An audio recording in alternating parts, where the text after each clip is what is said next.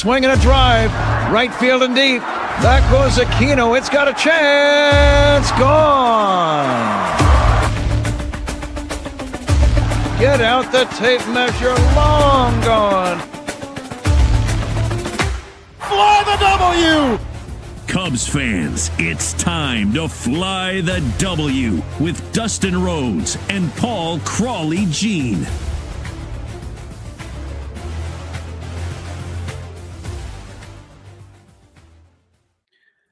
You are listening to the Fly the W podcast, part of the Blue Wire Network. Don't forget to listen, download, subscribe, and most importantly, review our podcast and follow on the socials. You can follow me at Crawly's Cubs on X, Blue Sky, and TikTok. Crawly's Clubhouse on Facebook, Instagram, YouTube, and Threads. You can email us at crawlysclubhouse@gmail.com.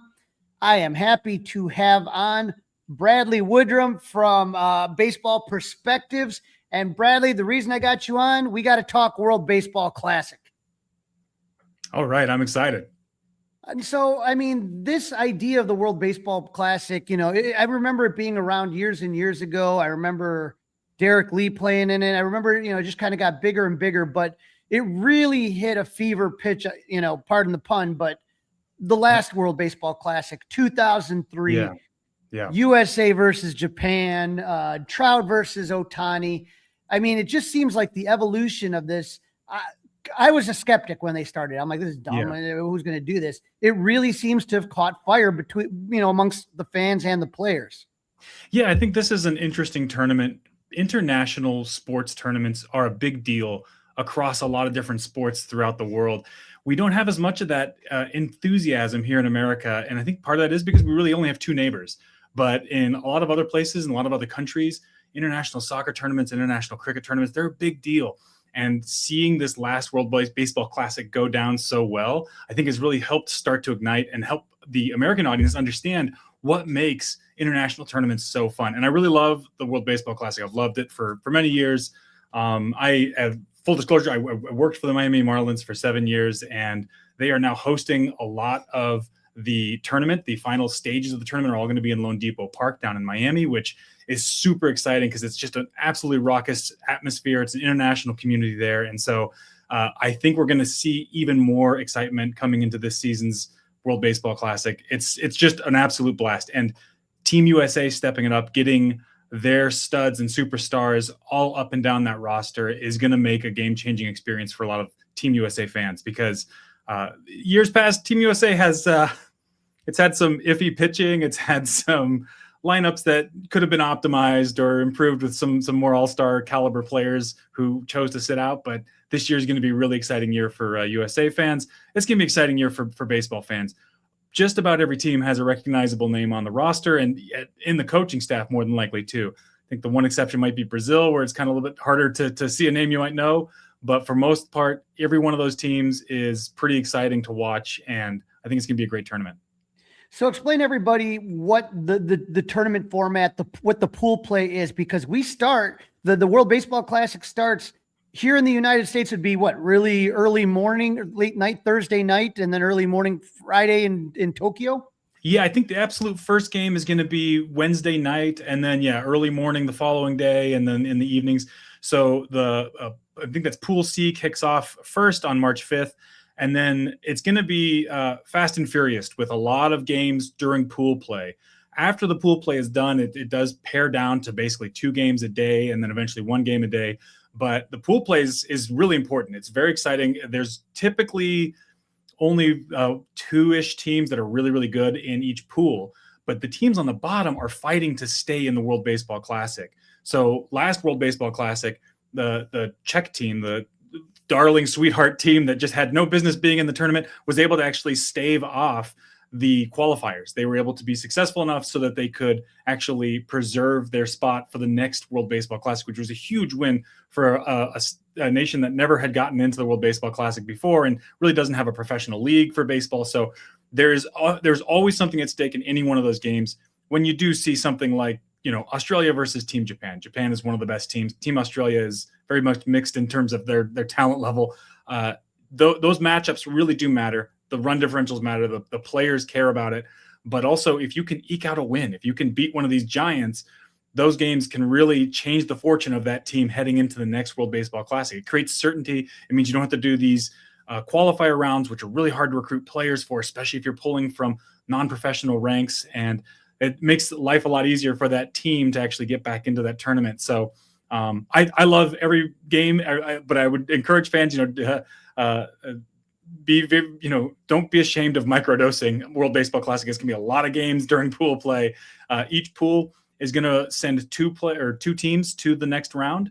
And so the bottom team is definitely out of the tournament for next year unless they requalify. But the top 4 teams get a return. The top 2 teams get to advance. And so typically, if you look at those different pools, each pool has 2 teams that are probably going to pass through. Canada and Puerto Rico are extremely strong. Cuba is typically pretty good, but it's not looking at the strongest it's been. The United States and Mexico are pretty much shoes in to make it to the next round. Italy has a really good team as well. Pool C and D are super interesting. Japan and Korea historically have been dominant in that space. Chinese Taipei is actually ranked number 2 in the world right now. It is an exceptionally good team. They just won the gold medal last year. And so they are an exceptionally good team relative to their history, but also potentially relative to this tournament. It'll be very interesting to see how it looks when you do start to have the top tier pro team players start to fill out these rosters. Samurai Japan typically does have, that's the name of their international team. That they call it Samurai Japan in part because they're cool enough and they can do it. They've won this tournament 3 times. They always send their absolute best. This is a country where international tournaments is really a point of pride. It is a real big cultural touchstone. So you do see the best Japanese players every WBC fill out that roster. And so Team USA finally responding has been exciting, but this is going to be an interesting Pool C. Pool D is also a really, really tough one.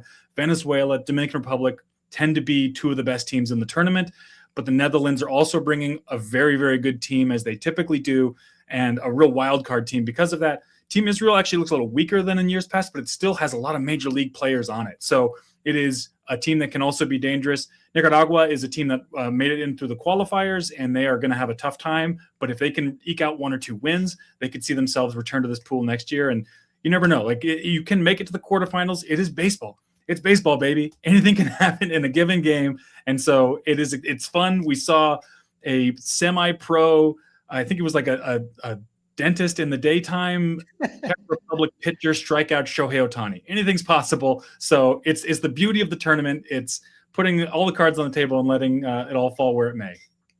And so what you're taking a look here is that when you're talking about Pool A, the team that finishes in first in Pool A takes on the runner-up in Team B in the next round, and vice versa.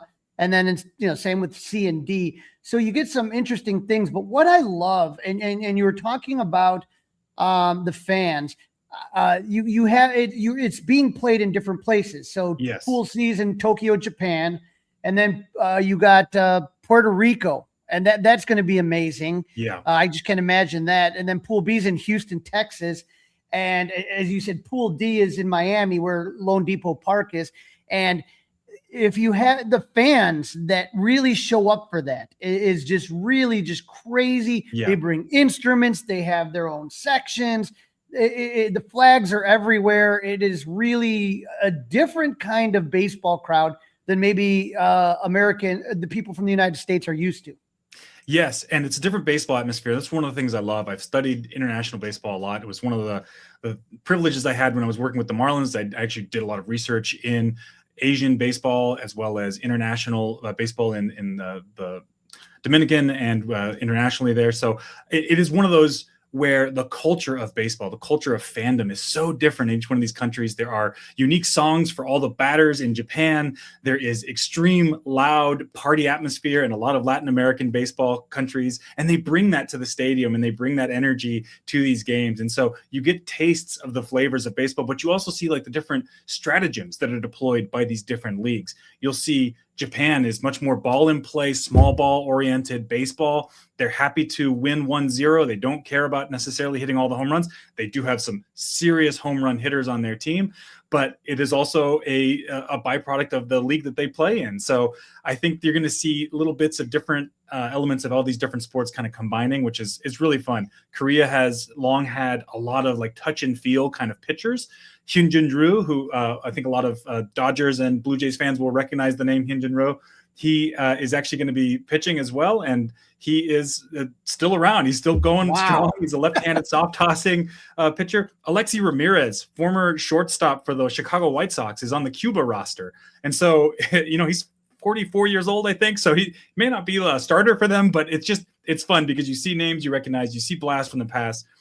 You'll see this kind of stuff too if you watch international baseball, whether it's the Liga Dominica in the off season during in the Dominican Republic, or whether you're watching Japanese or NPB, KBO, CPBL baseball out in East Asia. You'll see a lot of names you recognize who, after their years in America, will go spend twilight years either in their home country, or if they're an American, collecting a paycheck while they're still competitive in that league environment. And so it's been really fun to follow those leagues. And now they're all kind of coming together, bringing their culture and their different attempts or styles of baseball to the tournament. And to what you were saying, it's just the amount of all-stars playing in here from all the different countries. It's just, obviously the U.S. has 15, has the most, but Dominican Republic 8, Mexico 4, Venezuela 4, Japan 3, Puerto Rico 1, Great Britain 1. And so it's a lot of fun. And as a Cubs fan, I'm excited for a young guy like PCA. You mentioned just all the good players that are going to be on that USA team. His teammate Alex Bregman, but you can talk about Aaron Judge. You know what I mean? Like, when does PCA really get to see Aaron Judge? You know what I mean? They don't really get to see each other. Maybe 3 games a year, if that. And so to have that opportunity to kind of be around Kyle Schwarber, former Cub. I mean, I'm just excited about that experience of being able to play with some of these veterans. And I remember, sometimes you get young guys that just get a good experience. You remember Owen Casey from Team Canada. Yep. Yeah. Now at the Marlins after the Edward Cabrera trade. But, that's when I really got to see him play against other competitive teams and be able to hold his own. Yeah. And so Miguel Amaya is going to be a featured player for Team Panama. He is going to be splitting time for the Cubs, but with Panama, he's one of their best players. And so you get to see some of your players that you may not normally notice in the minor leagues or on the fringes of your roster, and they get to feature in these international teams in a way that's really, really cool. And also great experience for them, a great way to put the pressure on themselves and see, can they rise to the occasion? Can they actually be a team leader when there is nobody behind them, essentially? So I think it's a really great tournament for development, but also for the fans as well. I know that there are a lot of concerns about injuries and the risk of throwing high leverage, meaningful games during spring training period of time. I'll be honest, as somebody who worked for a club, spring training is just full of injuries, and the offseason has injuries too. And so I would rather have a spring training warm-up space that is competitive, that is a little more adrenaline filled, because it does better simulate the actual game situation. A lot of studies do suggest that there isn't a necessarily extremely elevated injury risk with the World Baseball Classic, at least when it comes to pitching. There's also extreme limits put on how many pitches the pitchers can throw, the amount of rest that they get between outings, because that is one of the other difficult things, is that the culture around pitcher preservation and pitch counts is different in each country. Japan specifically is one that will let pitchers go for much longer outings than we will typically do in the U.S. That's changing over the recent years, but still it is a culture where, going over 100 pitches is very rare for us. It's impossible during spring training in modern baseball, but it's not impossible in the imagination of some Japanese managers. So it is a good thing that the WBC really does carefully curate pitcher usage, because not only does that ensure injuries are going to be reduced, but it also creates a fun metagame. So, for instance, Tarek Skubal is scheduled to pitch only one game for Team USA. That's unfortunate, especially since that one game is going to be against Great Britain, which has some good players. There are a lot of players from the Bahamas who fill in the Great Britain roster. Great Britain itself, England itself, does not actually produce a lot of baseball talent. Michael Peterson, I think, is one of the very few major leaguers to actually be born in Great Britain. Oh, there we go. Yes. But there is an advantage to having a Cy Young caliber guy go against a lineup that is going to be a lot more mixed, because the reality is that he's going to help alleviate the pitch count limitations for the next pitchers. And so while Jazz Chisholm, I love Jazz. Jazz is one of my favorites. He's a great dude. He probably is overmatched against Tarek Skubal if he's the number 4 hitter for them, which he probably would be. Left on left, it's not a great matchup for him. But that pitch count limitation creates a metagame that the managers have to work around. And so another fun thing too is a lot of these coaching staffs are filled with recognizable names and former superstars getting their first or maybe occasional side chance to manage a club. And so I'm always having fun just to see in the dugout, like, hey, I recognize that guy from 10 years ago. So yeah, it's going to be really fun. And former Cubs manager and World Series hero David Ross is even on the American staff. You got Mark DeRosa, a bunch of guys that are going to be there. Speaking of the Cubs in 2000, I distinctly remember when the Cubs played in Japan. There's been international play forever in baseball. It hasn't gone around, but that 2000 series, and then this last year when they started the season in Japan, and it was just so amazing to see. Seiya Suzuki and Shota Imanaga, but also Yamamoto and Shohei Ohtani. When you look at Team Japan, I think that's one that's just kind of exciting because as people, like you said, you're not going to know everybody from every team. Like you're not going to know everyone from Chinese Taipei.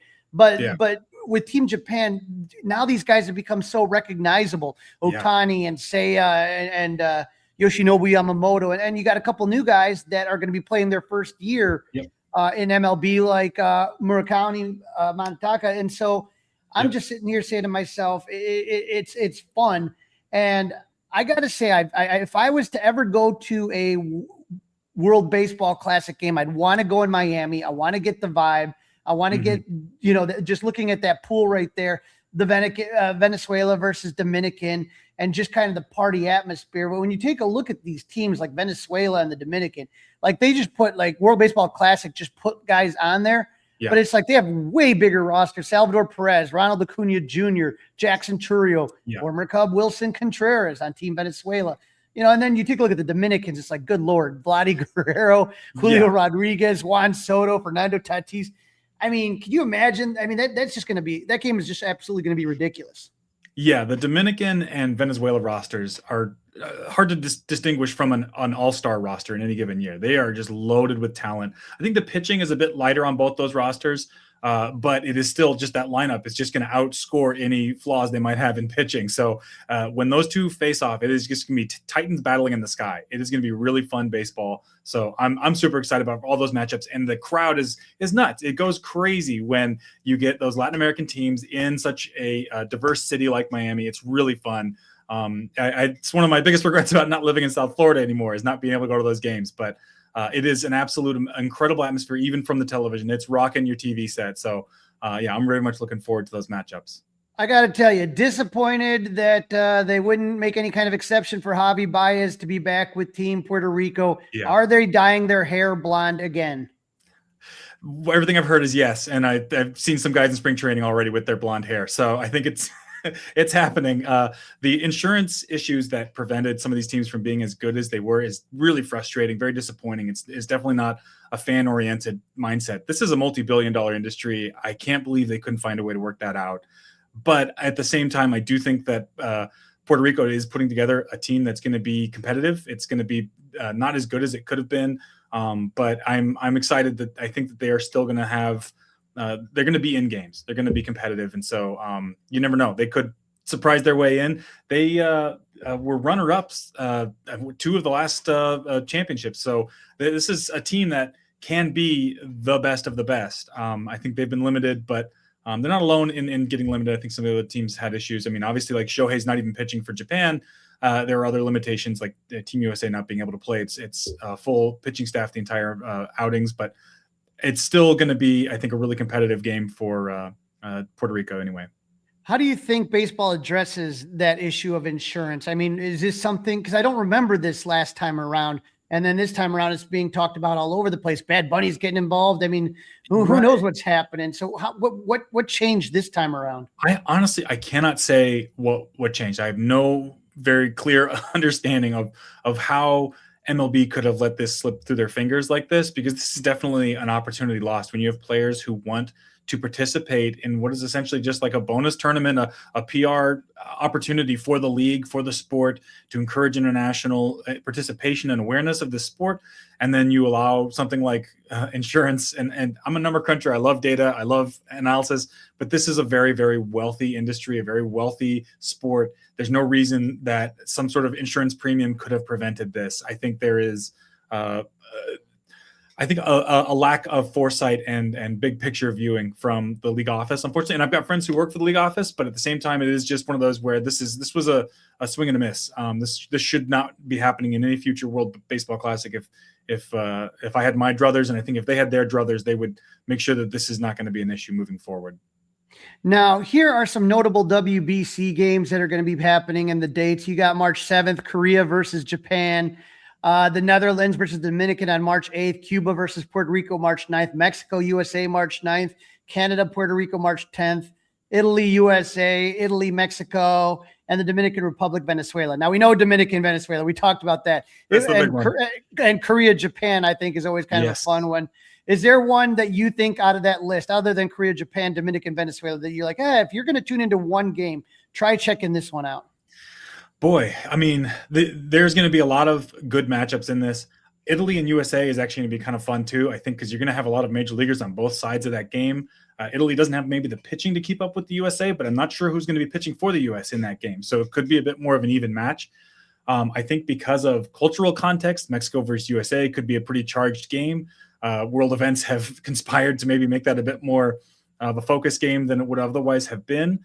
But yeah, I think in general, like any matchup with the Team USA right now, because this is genuinely the closest that USA's gotten to a dream team, any matchup with Japan is going to be really fun too. Those are two clubs that I think are exceptionally good. The Chinese Taipei team does not have a lot of recognizable names, but it is also a very, very interesting team. It is one that I would love to see just for the simple fact of like so some of these are obviously major leaguers, Yu Chang and Tzu Wei Lin and Stuart Fairchild, I believe, is not a major leaguer yet, or did he already make it to the majors? I can't remember. But Hao Yu Lee, these are legit major league quality players, and they are just the tip of the iceberg on that team. There are players in Chinese Taipei in the Taiwanese Baseball League, the CPBL, that are throwing harder than ever. They seem to be embracing analytics and a bit stronger than some of the other Asian leagues, and so it is fun to see kind of what is coming out of that as they sort of pursue sort of a driveline of their pitching development. And so I'm excited to see all of those games. They're going to be tough ones time-wise, I think, to see, but them versus Japan could be a real exciting matchup. It could be a real litmus test to see where they fit in this tournament and where the tournament's going to be going from there. All right, taking a look here. I mean, I think we know the favorites, right? USA, you would say they'd be number one to come out. In Pool A, would you say Puerto Rico, or would you say in Pool A would be the number one seed? Pool A is probably Puerto Rico or Canada. Canada, I think, is also another team that's kind of light on pitching. It's a bit more of an iffy pool among all of them. All four teams or five teams have major leaguers on them. They have talent. They can probably score some runs. They can probably stop some runs from being scored, but their pitching is iffy. And so I would still think that Puerto Rico is the better choice to get out of this, but it could be Canada. Okay. And then obviously Japan would be the one seed in Pool C, and I'd say the Dominican in Pool D. And so if you were to sit there, obviously those are the four favorites, but if you were to say there's a team that could go on a run and upset, it sounds like you're feeling Chinese Taipei is your Cinderella team here. Yeah, I think Chinese Taipei is got a real chance this year. It is exciting to see. I've watched a little bit of their international play. It is better than I've ever seen them playing before. It's hard to imagine them having enough pitching by the end of the tournament to get past Japan or the US or the DR.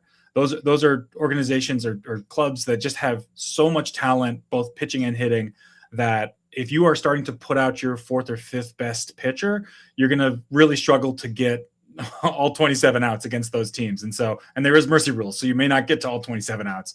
So I think that's the biggest limitation. You'll see in a lot of Asian leagues, there are a lot of pitchers who do throw mid 90s to upper 90s, but the vast majority of the league is throwing low 90s to even the mid 80s and high 80s. So that is one of the problems that Japan, Korea, and the Chinese Taipei team face, is that having enough pitching that can really actually get major leaguers out. If you're throwing in the mid 80s, you've got to have a really funky delivery. You've got to have an exceptional breaking ball. And if you've got that, you probably already made it to the majors. And so it's just, there's not a lot of talent in the East Asian leagues that can get major leaguer hitters out. And so when they start to face the DR, Venezuela, and US and Canada and Puerto Rico, it's going to get a lot more difficult if they have to turn to their pitchers who are throwing low 90s. So we'll see. But yeah, Chinese Taipei could be a very interesting team. Now, we talked about MLB screwing up the insurance thing, but one thing they didn't screw up is there's going to be a lot of broadcast, a lot of places to be able to actually watch this. And as someone dealing with frustration of not being able to watch spring training games, I get to watch, you can watch plenty. Fox Sports seems to have everything kind of squared away here. Like almost every channel the Fox owns, you can watch a baseball game now. Yeah. That is actually really exciting. As somebody who's trying to watch international sports in general, like it's hard to get to something that you would think there would be no competition at 5 a.m. in the morning. But now we actually do have an avenue to see everything, which is really exciting. Now I'm going to ask one last question here. This is the World Series MVP for the last few baseball classics. You got Matsuzaka, who is the MVP in 2006, 2009, Robinson Cano 2013, former Cub Marcus Stroman 2017, and of course Shohei Ohtani 2023. I'm not going to let you pick Shohei, but you can pick anyone else. Who is your MVP for the 2026 World Baseball Classic? That's a tough one. So I feel like it's got to be somebody from Team USA. That is the team that I really do think that this is an overpowered year for them. I could be wrong on that front. Again, I'm rooting for a lot of these teams, so I wouldn't be disappointed if a Cinderella did come and knock them off the pedestal. But to me, I feel like Aaron Judge, the metrics that he was putting up last year in the regular season, I don't think he's going to be very intimidated by the majority of the pitching he'll see this entire tournament. So when he faces Yamamoto, it'll be tough, but he can handle Yamamoto. And so I think other than that, there's not going to be a lot of pitchers out there that are going to give Aaron Judge an issue. So he's got to be my pick for MVP. Bradley, I appreciate you jumping on, talking a little World Baseball Classic. Where can our listeners follow your work, and where are you on the socials? Yeah, so I write for Baseball Prospectus. I'm actually writing a preview for the Chicago Cubs. It'll be coming up on Wednesday. You can also find me on Blue Sky. I'm at bradleywoodrum.com on Blue Sky. Please do subscribe to Baseball Prospectus. We love to write about baseball, and we can't stop thinking about it all day long. So, come and join the conversation with us. Thanks for jumping on, Bradley. Absolutely.